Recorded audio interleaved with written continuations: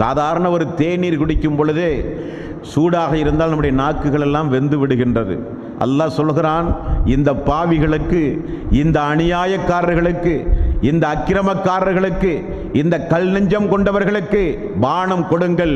துஸ்காமின் ஐனின் ஆனியா, அவர்களுக்கு கொதிக்கின்ற நீரை அவர்களுக்கு நீங்கள் புகட்டுங்கள் என்று வானவர்களுக்கு அல்லாஹ் கட்டளையிடுகிறான். எப்படிப்பட்ட பானமாம்? 18வது அத்தியாயத்தின் 29வது வசனத்தில் அல்லாஹ் சொல்கிறான், யுஆது பிமா கல் முஹ்லி யஸ்வில் உஜூ, அந்த நீர் அவர்கள் கேட்பார்கள்.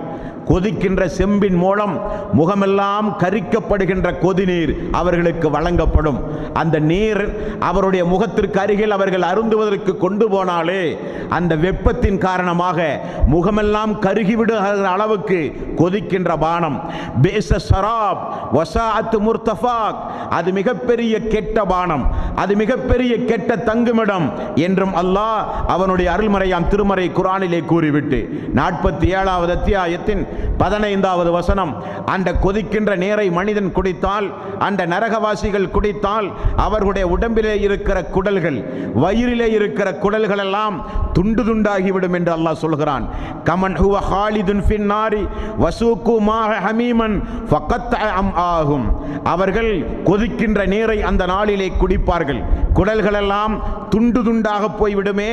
அப்படிப்பட்டவனை நீங்கள் நினைத்து பார்த்ததுண்டா என்று அல்லாஹ் கேட்கிறான்.